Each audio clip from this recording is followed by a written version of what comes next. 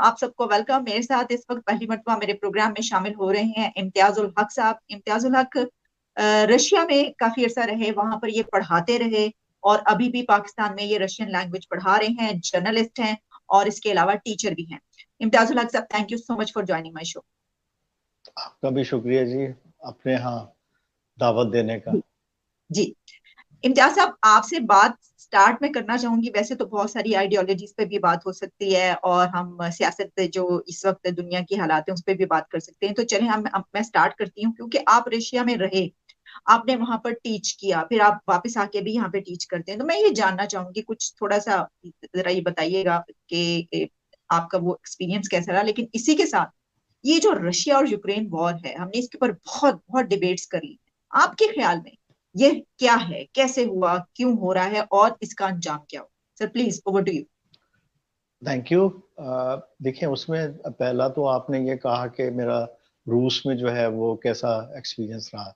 میں ایک مختصر بات یہ کہہ سکتا ہوں کہ میں وہاں پڑھا ہوں. ایجوکیشن جو میں نے لی ہے مجھے رشین ایجوکیشن سسٹم میں اور جو کیپٹلسٹ ایجوکیشن سسٹم ہے اس میں ایک بات فرق محسوس ہوئی. وہ یہ کہ جو کیپٹلسٹ ایجوکیشن سسٹم ہے وہ اسٹینڈرڈ آف لیونگ بڑھاتا ہے, اسٹینڈرڈ آف لیونگ کی ٹریننگ دیتا ہے, اسٹینڈرڈ آف لیونگ کے جو ہے اس طرف لے کر جاتا ہے.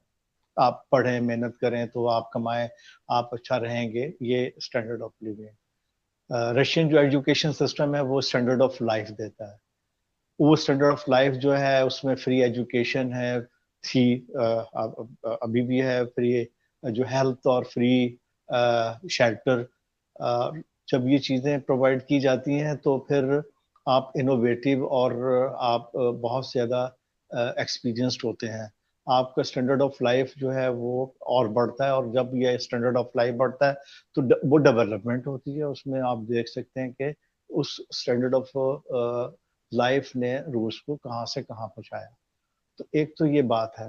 اور اگر اسی سے بات کو جوڑا جائے یوکرائن اور رشیا لیکن کی, نہیں اس کو امتیاز صاحب, اس سے پہلے میں جاننا چاہوں گی یوکرین کی طرف آنے سے پہلے کہ آپ کا یہ جو, اگر ہم یہ جاننا چاہیں کہ رشیا کے ایجوکیشن سسٹم کا آپ نے بتایا, لیکن وہاں کی سوسائٹی کی اور وہاں کی سب سے اچھی جو بات ہے آپ کو کیا لگی, کہ کیوں آپ نے جو ہے وہاں پہ جیسے آپ عرصہ رہے, تو کیا کہنا چاہیں گے؟ اچھا لفظ جو ہے وہ اچھا آپ نے استعمال کیا. تو اچھائی یہ ہے کہ رشین جو ہیں وہ بہت فرینڈلی, مہمان نواز اور ہیومنسٹ ہیں. کیسے اور کیوں؟ اور باقی دنیا بھی ہے, لیکن رشینز کیوں؟ رشینز کو جو پہلا سسٹم آیا دنیا کے اندر, کامن سسٹم, اس پہ بحث ہو سکتی ہے, وہ تھا ٹھیک غلط یا اب کیا ہے. اس سے قطع نظر یہ تھا کہ اس سسٹم نے فری ایجوکیشن دی, فری ہیلتھ دی اور فری اکوموڈیشن, اور آلموسٹ 72-71 سال جو ہے ایک ہی پرائز رہے.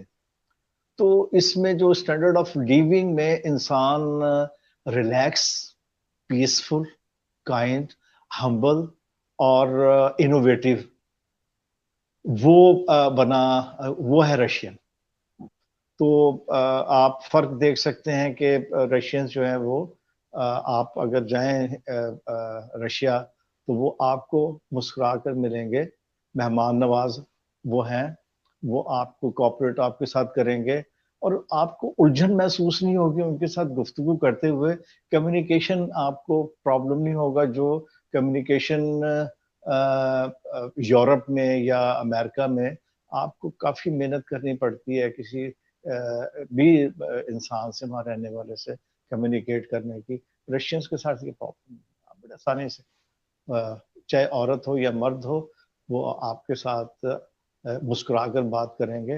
اور کیسے مسکرا کر بات کریں گے؟ آپ لاہور میں اگر ہیں, لاہوری کلچر جو ہے بڑا فرینڈلی ہے. پنجابی کلچر جو ہے, لاہوری کلچر, آپ ہنس کے بات کریں تو بہت سارے کام بن جاتے ہیں آپ کے. اور لاہوریہ جو ہے وہ بہت ہی خوش مزاج ہے. میں اس سے مثال دے سکتا ہوں رشینز کی کہ یہ لاہوری ہیں قسم خوش مزاج. اب بڑھتے ہیں سر یوکرین کی طرف. بتائیے گا آپ کا اس بارے میں کیا خیال ہے, کیا ہوا اور کس طرف جا رہے ہیں ہم, کیا ہوگا؟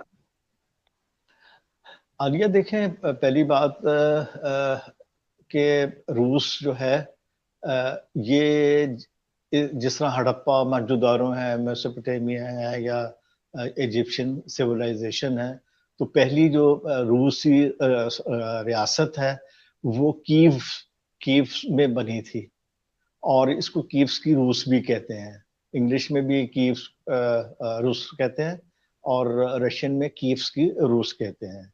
تو یہ پہلی یہاں پر ریاست وجود میں آئی تھی، اور پھر یہ ترقی کرتے ہوئے یہ ماسکو تک آ گئے، اور اس کے اندر جو یوکرائن کے اندر کو تقریباً 1700 سال پہلے یہاں پر جو لوگ بسے آ کر اور رہے، ان کو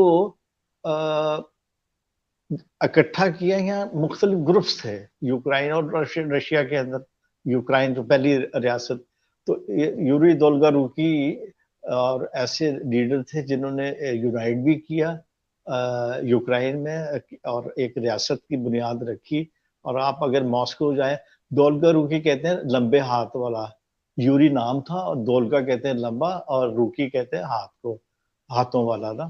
تو یہ وہ تھا جس نے کیف میں رشین ریاست کے لیے ایک ایسی فضا بنائی کہ فارمیشن آف رشین اسٹیٹ ابتدائی، اور اس میں جو رشینز تھے وہ مشرق میں اور مغرب میں آئے۔ تو مشرق کی جو موجودہ یوکرائن ہے اس میں رشینز ہیں، اور مغربی جو یوکرائن ہے اس میں یوکرائنی ہے۔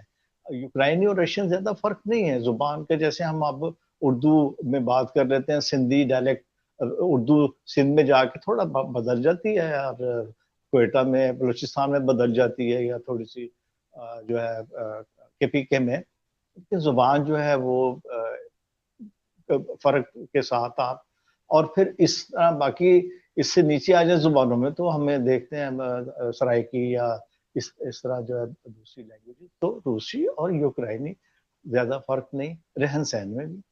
تو اب یہ جو روس اتنا بڑا جو ہے وہ بن گیا، تو 91 میں جب سوویت یونین ٹوٹ گیا، تو اس کی ابتدا کہاں سے ہوئی ہے؟ یہ جھگڑے جس کی کو ہم جو نہیں ابتدا توڑا، ہوئی جس کو ہم ہے نہیں جی توڑا امتیاز صاحب۔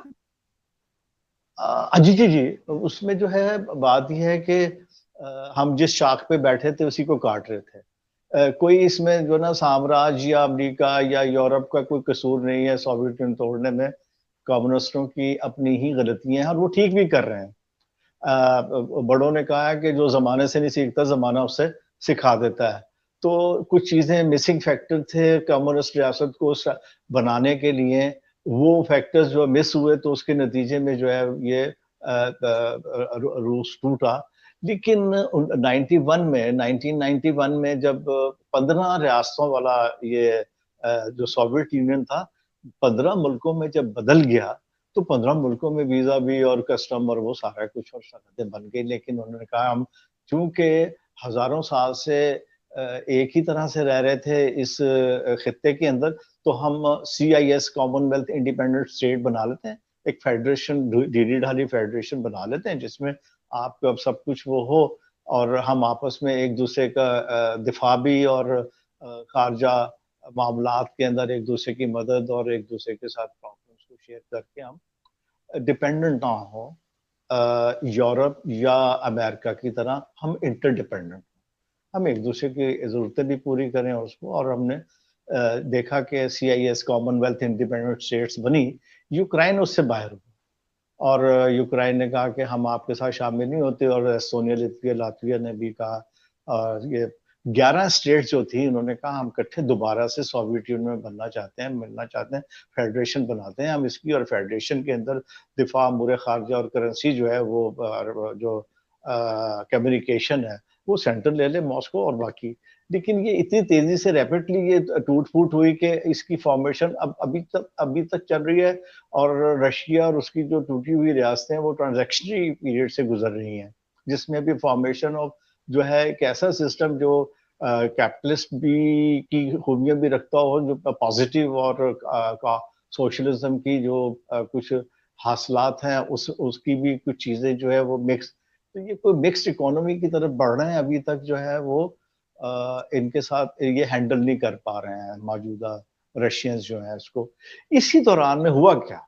ہوا یہ کہ موجودہ روس جو ہے وہ تقریباً 17.5 کروڑ کلومیٹر کا موجودہ روس ہے، جس میں موجودہ ٹوٹے ہوئے مطلب سوویت یونین میں موجودہ روس میں 34 جرمنی جو ہے وہ آ جائیں.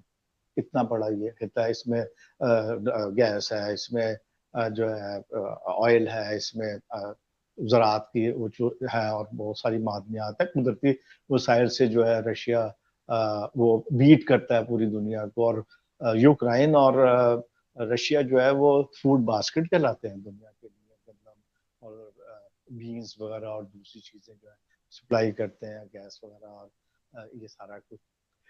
14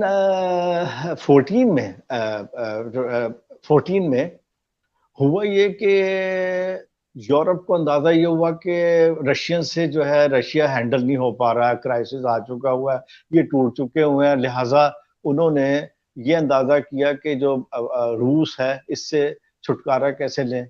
چھٹکارا کس قسم کا؟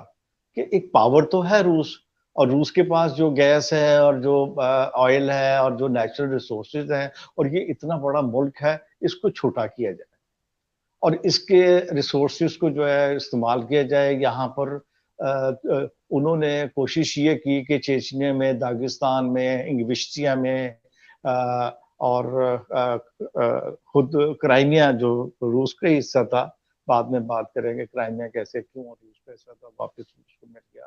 یہ وہ ایریاز تھے جس میں جو ہے انہوں نے ناٹو نے اور امریکنس نے جو ہے مداخلت کر کے کوشش کی کہ رشینز کو رشیا کو توڑ دیا جائے.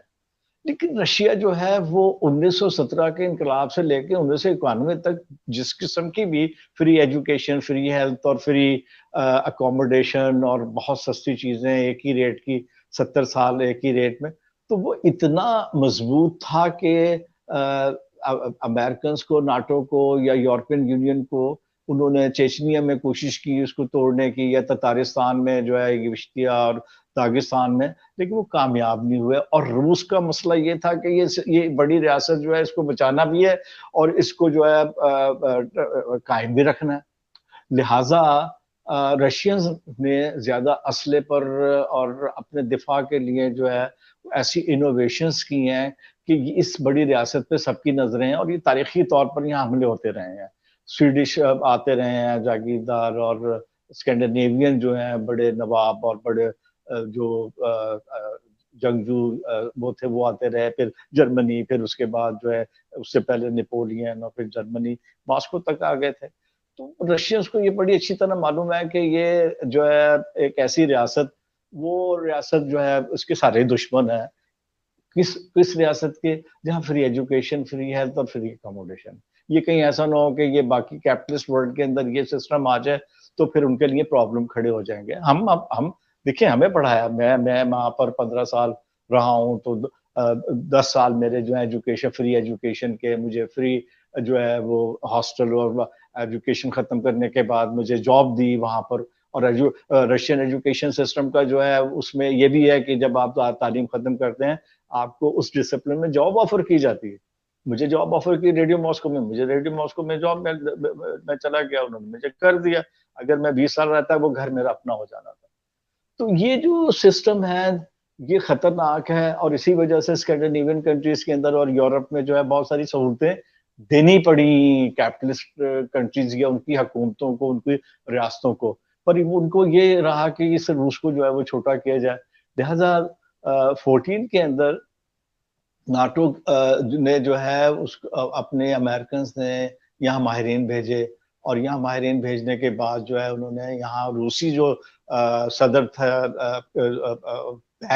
پریزیڈنٹ یوکرائن کا، اس کا تختہ اٹھایا، اور وہاں پر جو کلر ریولوشن، آپ پہلی بار جو ہے کلر ریولوشن کی ٹرمینالوجی آئی کہ جی ان کو وہاں سے ہٹا کے، اور سی آئی اے نے باقی دنیا سے لوگ جو یوکرائنی تھے یا ایسے نوجوان جو ان کو اور زیادہ پیسے دیے، 5-5 ہزار، 10-20 ہزار ڈالرز پر منتھ پر جو ہے بلا کے وہاں پر مظاہرے کروا کر ایک ایسی حکومت بنا دی جو بالکل رشینز کے لیے ان کے دروازے پر آ گئی، اور یہ رشین بالکل برداشت نہیں کر سکتے تھے، اور انہوں نے کیا بھی نہیں کہ وہاں پر جس طریقے سے تختہ اٹھنے کے بعد مشرقی حصے کے روسیوں کے ساتھ ظلم و ستم کیا، روسی زبان ختم کر دی، دکانوں میں جو ہے روسی بولنا بند کر دیا، نصاب سے روسی زبان کو ختم کر دیا، اور کرائمیا میں جو ہے انہوں نے جس طریقے سے ظلم کیا، وہ رشینز نے وہاں پہ اس کو پہلے تو یہ جو مشرقی حصے کے رشینز تھے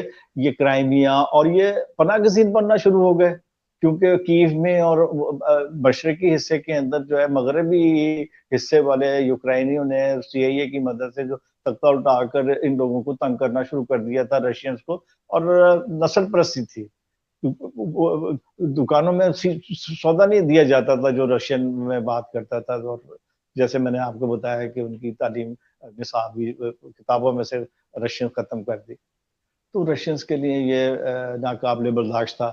تو کرائمیا جو ہے وہ کرائمیا کیا ہے؟ کرائمیا 1954 میں خروشیف جو اس وقت صدر تھے انہوں نے 300 سالہ روس اور یوکرائن کے ریلیشن شپ پر تحفے کے طور پر کرائمیا کو دیا تھا۔ اور آپ کو معلوم ہے کہ خروشیف کون تھے؟ بھی سوویت یونین کے صدر، وہ یوکرائنی تھے۔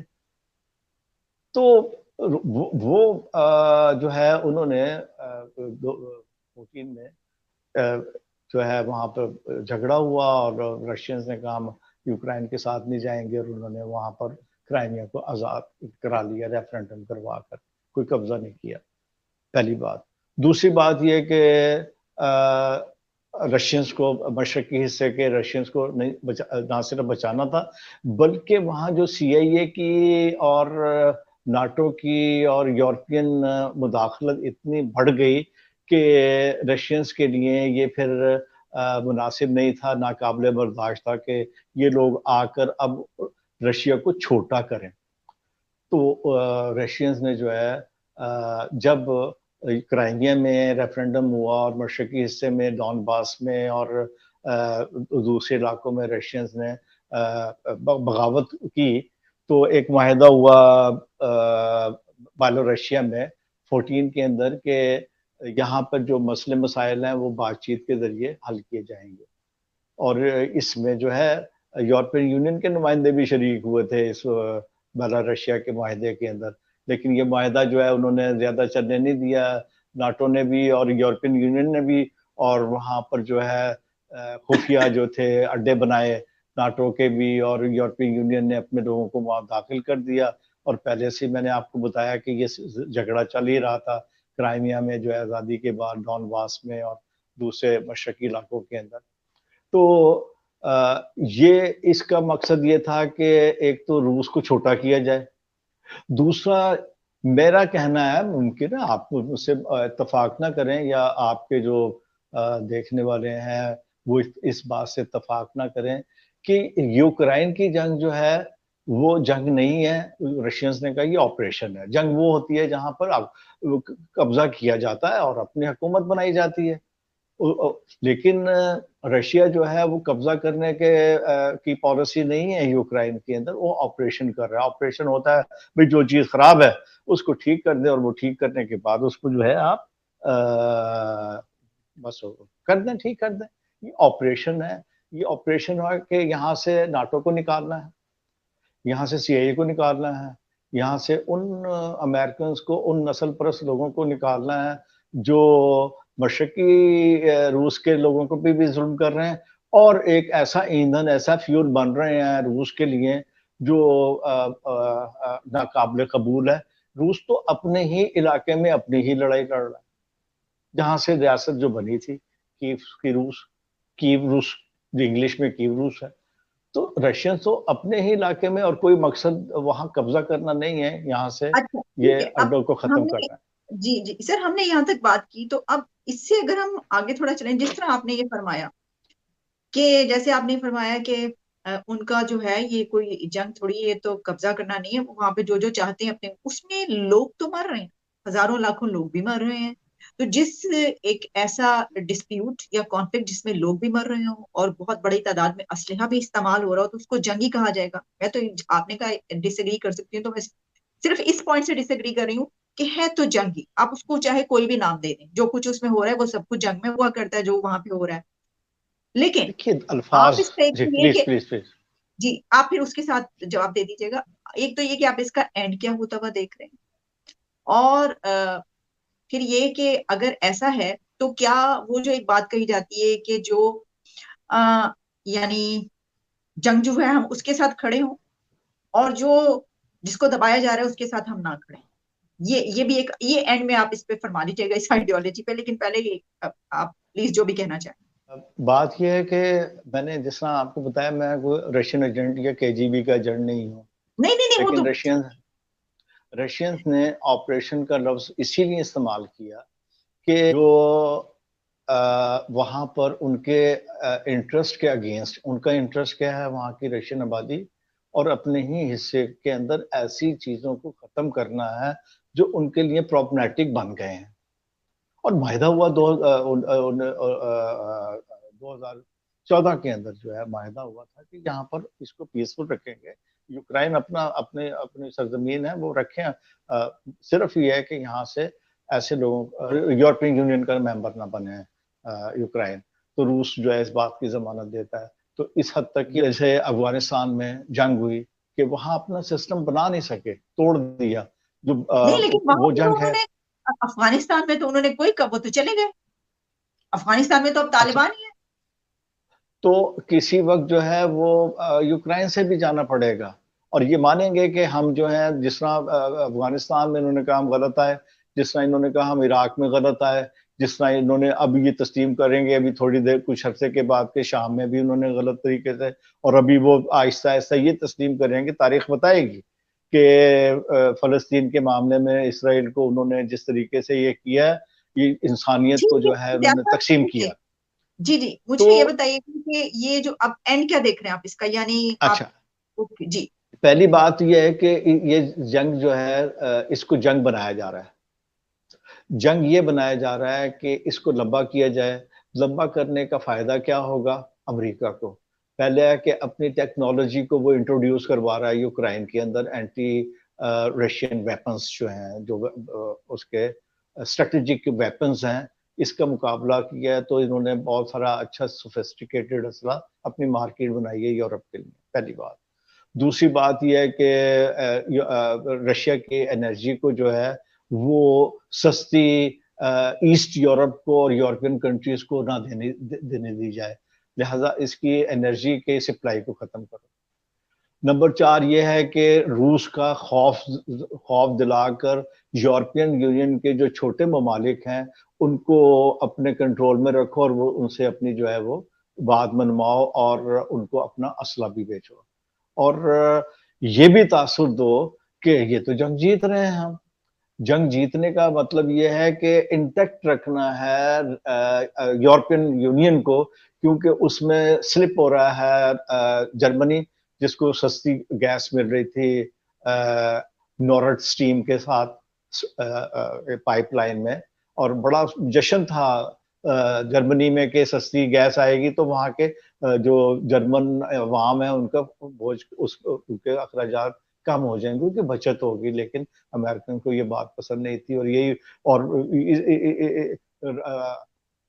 رشیا اور جرمن کے اچھے تعلقات کے نتیجے میں جو 1,00,000 فوج تھی جرمنی کے اندر وہ 30,000 رہ گئی. تو امریکنز کو یہ خطرہ ہوا کہ اگر یہ گیس کے ذریعے اچھے تعلقات بن گئے تو یہ 30,000 بھی کہیں گے بھی آپ کی ضرورت نہیں ہے، روس کے ساتھ ہماری دوستی ہو گئی ہے، اس کا خطرہ نہیں ہے، آپ یہ 30,000 کو بھی لے جائیں. لاہور کے حصے کے برابر تو انہوں نے اپنا شہر بسایا ہوا ہے امریکنز نے جرمنی کے اندر. تو جرمنی کو جو ہے اپنے ساتھ شامل کرنا تھا.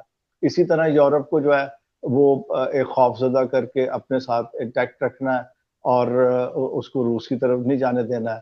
لیکن آپ یہ دیکھ رہے ہیں کہ ہنگری اور بلغاریہ اور یہ وہ ممالک ہیں جو اب روسی گیس کی وجہ سے ان کی اکانومی کو تھوڑا بہتری آ رہی ہے. لیکن مجموعی طور پر جو ہے وہ کرائسس جو کریٹ کیا ہے امریکنز نے یورپین یونین کے ساتھ، ان کو خوفزدہ کر کے، اس کا نتیجہ کیا ہوگا؟ اس کا نتیجہ یہ ہوا ہے کہ ایک نیا اکنامک ماڈل مرج ہو رہا ہے. اور وہ نیا اکنامک ماڈل جو ہے وہ مرج یہ ہو رہا ہے کہ برکس کنٹریز اور ساؤتھ ایسٹ ایشین جو کنٹریز ہیں فلپائن ہے یا ملائیشیا ہے، انڈونیشیا ہے، یہ اب تیاری کر رہے ہیں کہ روس نے جو تیل ہے، ان کی جو گیس ہے، وہ مقامی کرنسیوں میں اس کا بزنس کیا جائے اور ڈالر کی ہیجمنی کو، اس کی مونوپلی کو ختم کیا جائے. تو انڈیا کے ساتھ ان کی ٹریڈ جو ہے وہ لوکل کرنسی میں، اور ہمیں بھی پاکستان کو بھی رشیا نے جو ہے آفر کیا ہے کہ ہم آپ کو $40 بیرل پر ہم آپ کو آئل دے دیں گے، صفائی صفائی کا ریفائنری سسٹم بھی آپ کو دے دیں گے، آپ جو ہے اپنے اخراجات کو کم کریں اور آپ بہتر طریقے سے کریں. ہم آپ کو جو ہے طالبان کو وہ دے رہے ہیں، گندم دے رہے ہیں، اور جو ہے آئل دے جی رہے ہیں اس کو. تو یہ ایک سسٹم، ایک نئے سسٹم کی لڑائی شروع ہو گئی ہے، جس میں اس کا اینڈ جو ہے وہ یہ ہے کہ یورپین کنٹریز جو ہیں وہ یا تو اپنے مسائل کے حل کرنے کے لیے جو ہے امریکہ سے علیحدہ ہوں گے اور ایک انڈیپینڈنٹ جو ہے وہ ہوگا، اور ایشیا میں اور مڈل ایسٹ کے اندر جو ہے رشین اور چائنیز جو ہیں وہ بہتر طریقے سے اپنی ایک ڈپلومیٹک اور اکنامک ایکٹیویٹی کے نتیجے میں بیلنس آف پاور کر چکے ہوئے ہیں ایشیا میں اور مڈل ایسٹ میں. یہ بیلنس آف پاور جو اس کو جو پہلے تھا، جو ٹوٹ چکا ہوا تھا، یونیپولر بن گیا تھا، بائی پولر کی طرف واپس آ گیا، اب ٹرائی پولر ہو گیا. تو یہ جو ہے اس کا اینڈنگ امریکہ نہیں چاہتے. امریکن جو ہے وہ کہتے ہیں to create crisis to sell crisis. ان کی جو اکانومی کا جو دار و مدار ہے وہ تو اس کے اوپر ہے. ابھی یہ جو یوکرائن کا مسئلہ ہے، اس کو اب یہ اتنا اسلحہ دے رہے ہیں کہ پاجی اگر وہ معاملات صلح کی طرف جاتے بھی ہیں تو ایک جو یوکرائن ہے اس کی طاقت اتنی ہو کہ رشین مذاکرات کر کے اس معاملے کو دبا لیں، اتنا اسلحہ دے دو یوکرائن کو. تو یہ 7-8 پوائنٹس ہیں جس پر امریکنز کھیل رہے ہیں اس ریجن کے اندر. تو اس کا اور اینڈ جو ہے نئے سسٹم کے مرج ہونے میں جو ہے وہ نظر آ رہا ہے، اور کرائسس جو ہے وہ یورپین کنٹریز کے اندر بن رہا ہے. آپ دیکھ لیں کہ یو کے میں جو ہے آج بھی ہڑتال ہے، کل بھی تھی، پرسوں بھی تھی. اس میں جو ہے اس کے اثرات ہیں یوکرائن کے. اور امریکہ کے اندر جو ریسیشن شروع ہوا ہے وہاں پر جو ہے اس کے اثرات ہیں، اور اس کے نتیجے کے اندر جو اب عرب کنٹریز کے اندر ایک بہتر طریقے سے سوچ بچار آئی ہے. ایران اور سعودی عرب کی جو میڈیشن جو چائنا کی ہوئی ہے، اس میں آپ دیکھ رہے ہیں کہ یہ ایک نئے سسٹم کی طرف جا رہا ہے، ایگزیکٹلی. یہ یوکرائن کے تناظر. جی امتیاز الحق صاحب، بہت ہی آپ نے اچھے طریقے سے، اور بڑی ہم اگر یہ کہیں کہ رشین ہسٹری اور خاص طور پر یوکرین اور رشیا کی ہسٹری کو لیتے ہوئے ہم آگے بڑھے ہیں، اور پھر اس کے نتیجے میں اب کیا ہوا ہے کہ ایک بہت بڑا شفٹ جو ہے وہ آ رہا ہے. تو یہیں سے ہم سر نیا کوئی ایک اور پروگرام کریں گے آپ کے ساتھ، تو پھر یہیں سے آگے بڑھیں گے کہ پھر اور بہت ساری آئیڈیالوجیز ہیں اس پہ بھی آپ سے بات رہے گی. بہت بہت شکریہ آپ کے جی، وقت کا. Thank you so much for your precious time امتیاز آپ کا صاحب. شکریہ جی. Thank you.